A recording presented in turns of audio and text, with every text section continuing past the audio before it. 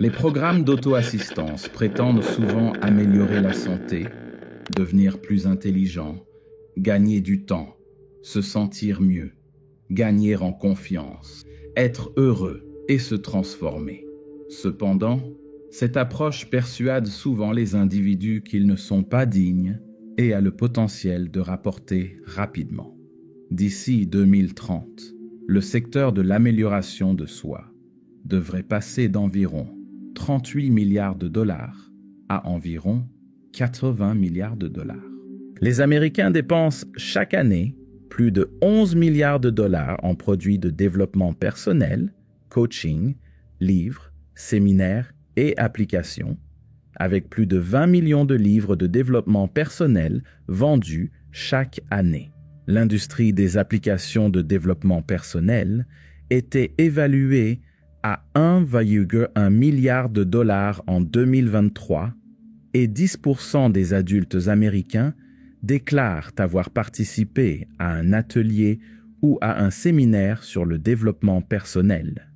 Bien que l'anxiété et le désespoir soient des émotions humaines courantes, le secteur du développement personnel profite souvent de ces peurs et difficultés pour réaliser rapidement des bénéfices. Grâce à Internet, nous pouvons nous adonner au doom scrolling, littéralement défilement de malheur, sans fin, qui accompagne l'inquiétude en utilisant des livres, des cours et d'autres ressources de développement personnel. Il nous donne le sentiment de contrôler notre vie, nous donne des leçons de développement personnel et d'autonomisation, et nous enseigne des techniques de réduction du stress, comme la pleine conscience. En fournissant des informations sur la forme physique et l'alimentation, ainsi qu'en encourageant de meilleures habitudes de sommeil, l'auto-assistance peut améliorer la santé physique. Cependant, l'auto-assistance présente un inconvénient majeur. Il n'y a pas deux personnes qui vivent la même expérience, donc les solutions universelles que les sites d'auto-assistance proposent souvent ne peuvent pas répondre à nos besoins spécifiques. Chaque profession peut nécessiter des conseils professionnels différents et beaucoup se tournent vers l'auto-assistance pour surmonter les obstacles dans leur carrière et améliorer leurs compétences en matière de réseautage, de leadership et de recherche d'opportunités. Le secteur de l'auto-assistance regorge de bons et de mauvais conseils, ce qui rend difficile la distinction entre les uns et les autres. Les gens ont souvent recours à l'auto-assistance pour vivre plus honnêtement et avoir le sentiment d'avoir accompli quelque chose dans leur vie, tout comme ils le font avec leurs objectifs professionnels. Ils recherchent un but et un sens illusoire qui donneront à leur vie un sentiment d'épanouissement. Les solutions toutes faites, telles que les programmes d'exercice, les conseils de productivité et les rituels matinaux, sont le moteur des programmes d'auto-assistance, mais tous ne sont pas forcément adaptés à nos besoins, nos goûts ou notre mode de vie. Nous sommes toujours poussés à nous conformer à ces programmes, non seulement parce qu'ils le disent, mais aussi parce que nous constatons leur succès. Le désir de trouver un sens à sa vie et de se réaliser n'est pas une idée nouvelle. Les années 1930 ont vu la publication du premier livre de développement personnel, Comment se faire des amis et influencer les autres, de Dale Carnegie et Napoleon Hill. Ces livres visaient à aider les gens à améliorer leurs compétences interpersonnelles et leur réussite personnelle. Cependant, ils n'ont pas résolu les problèmes de tout le monde, car le développement personnel nécessite souvent plus qu'un travail individuel. Des solutions à grande échelle sont nécessaires pour répondre à des questions urgentes, telles que la sécurité alimentaire et le changement climatique. Des millions de personnes cherchent du réconfort dans l'auto-assistance pour faire face au chômage et à l'incertitude. L'industrie de l'auto-assistance s'est développée rapidement dans les années 2010, en particulier sur Internet, avec des gourous autoproclamés qui utilisent des récits inspirants et des remèdes généraux pour résoudre les conflits rencontrés par les individus.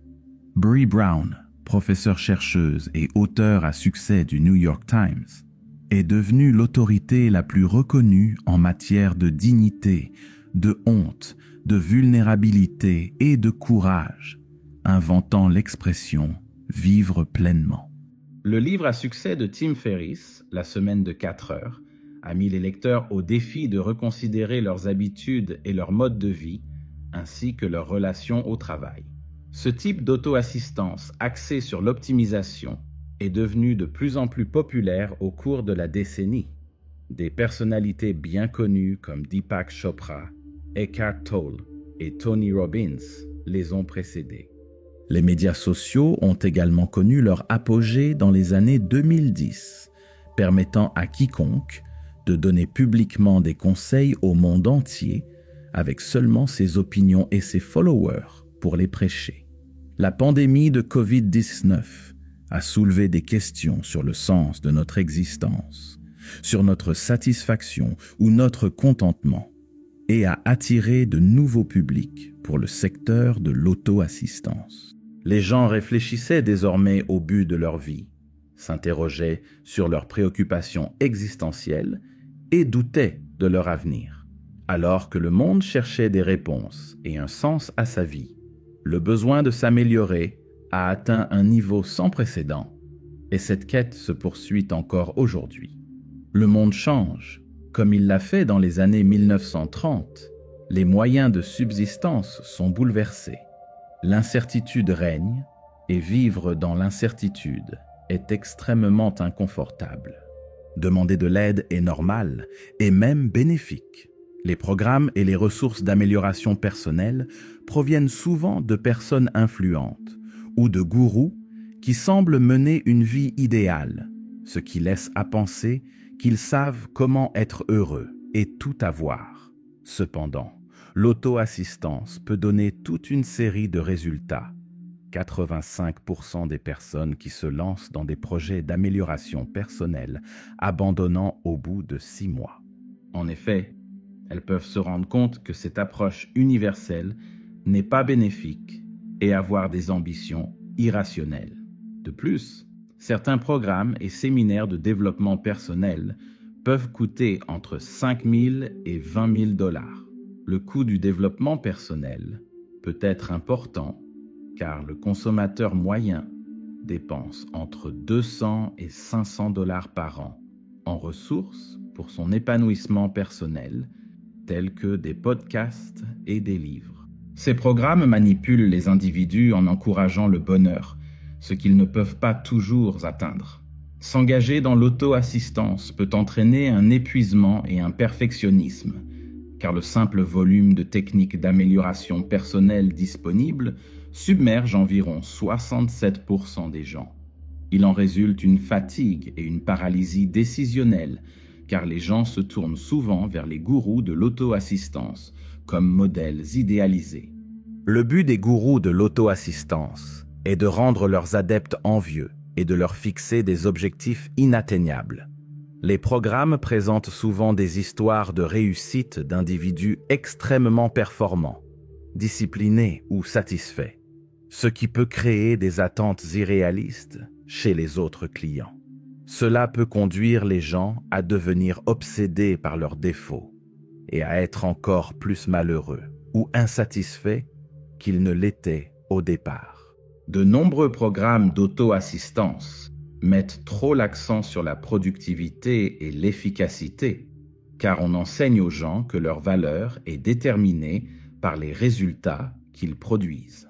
La culture de la réussite du mouvement d'auto-assistance encourage l'idée que la persévérance est le seul moyen de réussir.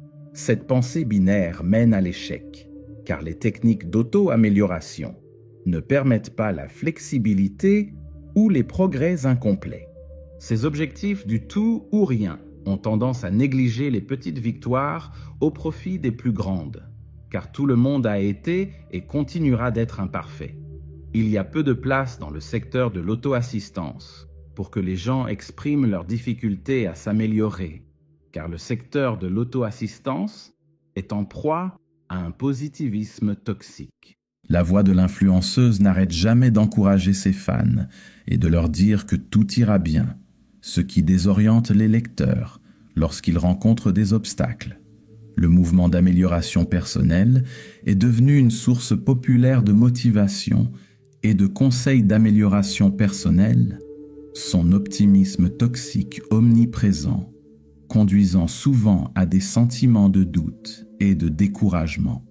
Cette idée se propage mieux sur les réseaux sociaux, où les influenceurs montrent souvent leur vie de manière romancée, mettant la pression sur leurs followers pour qu'ils soient à la hauteur. Les experts en développement personnel en ligne peuvent exacerber les sentiments de doute et de découragement en présentant des extraits de leurs routines, habitudes et réalisations sans faille.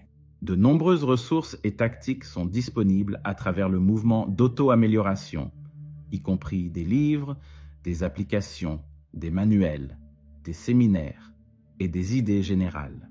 Cependant, pour ceux qui se sentent impuissants ou démunis, l'approche de l'auto-assistance peut devenir trop difficile à gérer, conduisant à la FOMO, Fear of Missing Out, et à un manque de flexibilité.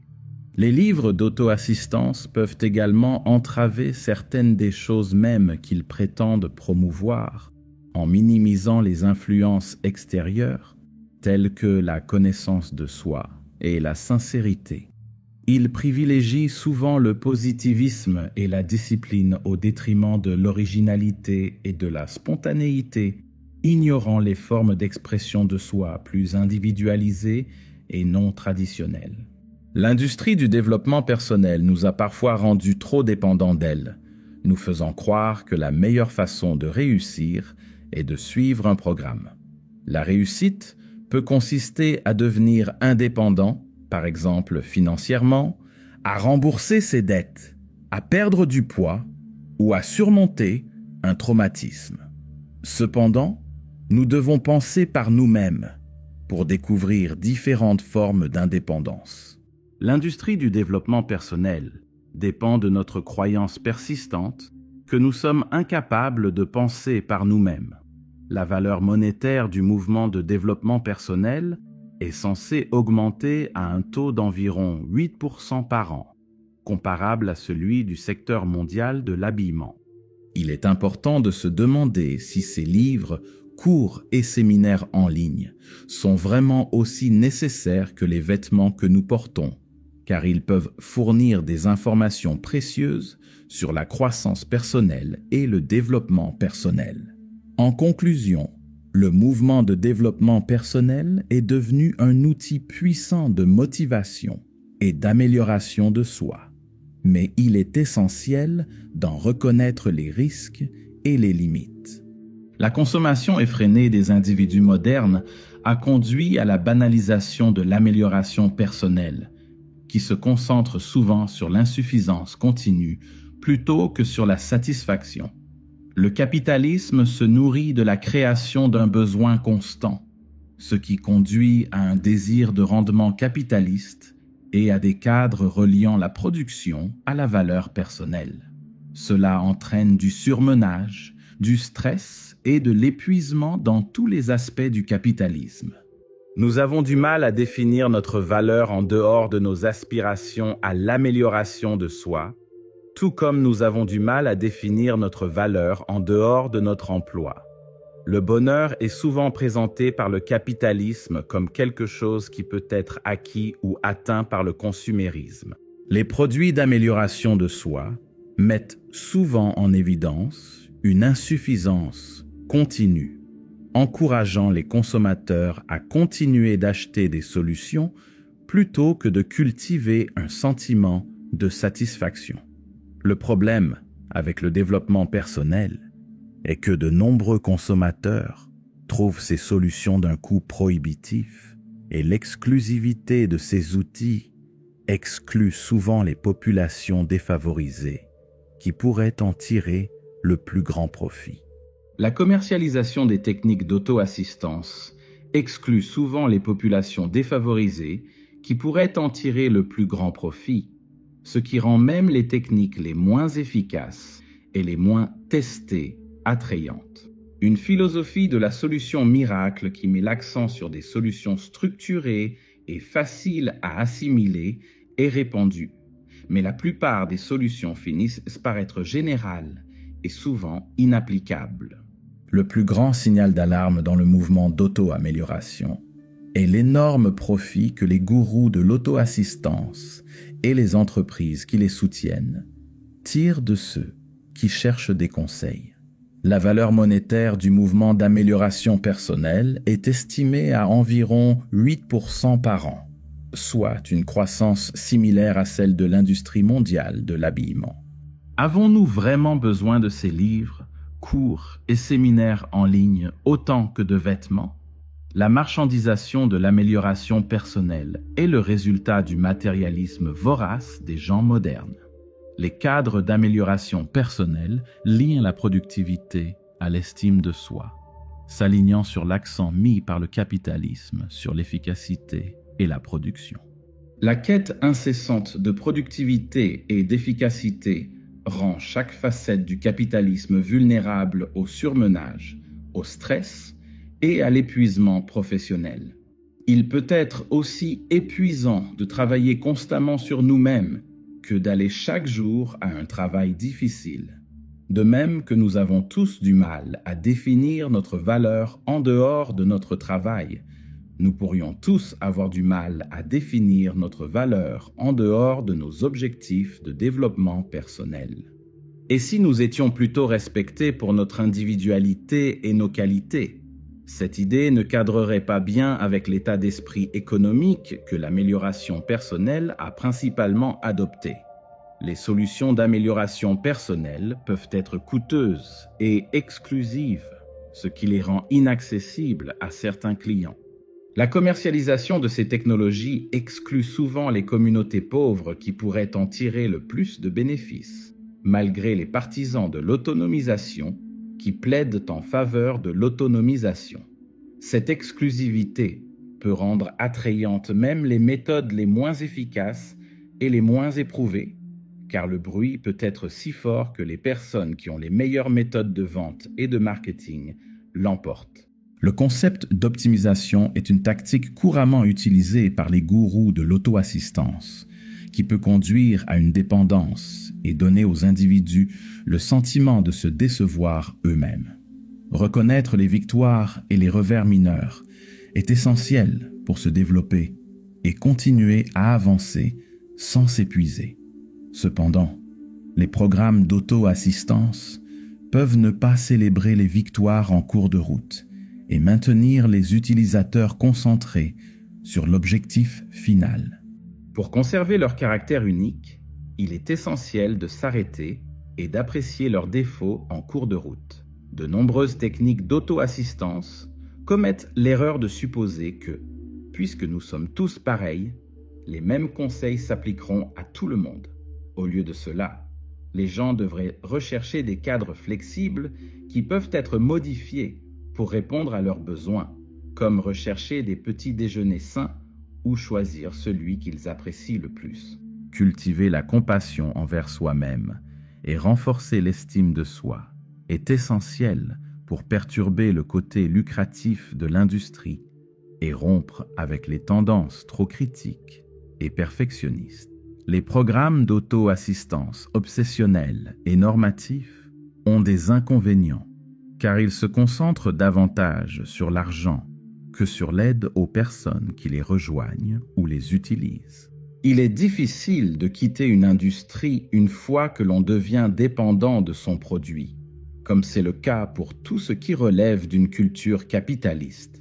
L'amélioration de soi ne présente aucun risque, car c'est le fondement du mouvement et de l'industrie.